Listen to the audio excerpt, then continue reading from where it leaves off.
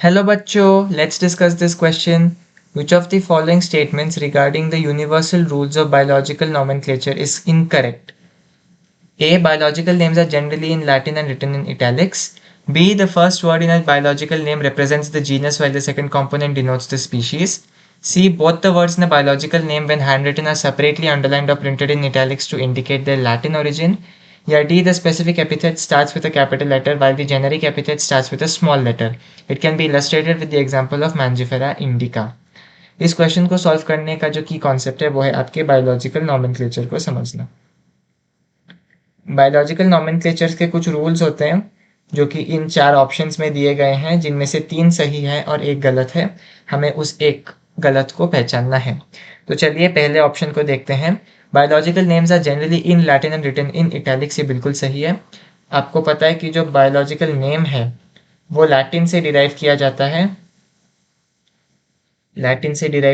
है, लेकिन जब हम उसको लिखते वक्त क्या होता है, हम उनको इटैलिक्स में लिखते हैं। तो पहला जो स्टेटमेंट है वो बिल्कुल सही है।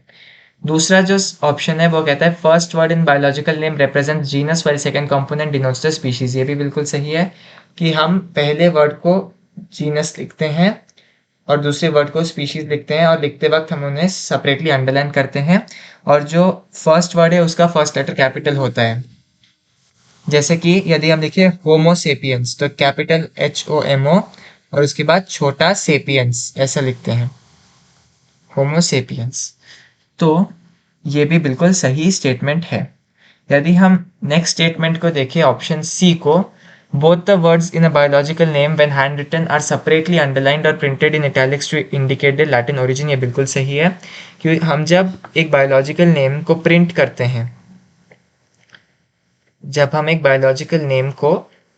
करते हैं, तब हम इटैलिक्स में प्रिंट करते हैं उसको, और यदि हम उन्हें लिखते हैं तो फिर हम उसको सेपरेटली अंडरलाइन करते हैं।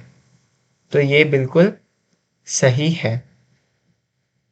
और जो चौथा ऑप्शन है वो है the specific epithet starts with capital letter while generic epithet starts with small letter. It can be illustrated with the example of Mangifera indica, ये बिल्कुल गलत है।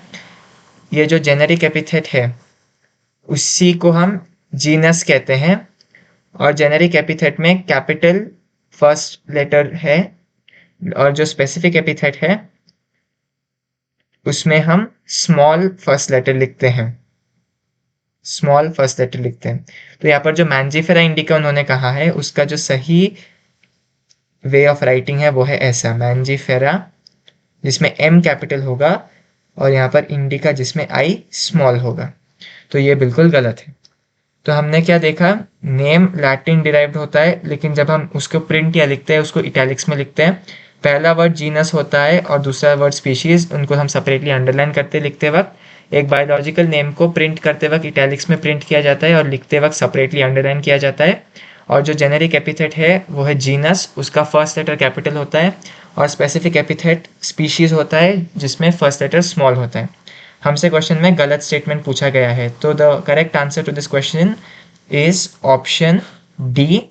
The specific epithet starts with a capital letter while generic epithet starts with a small letter. It can be illustrated with the example of Mangifera indica. Hope you have understood it well. All the best.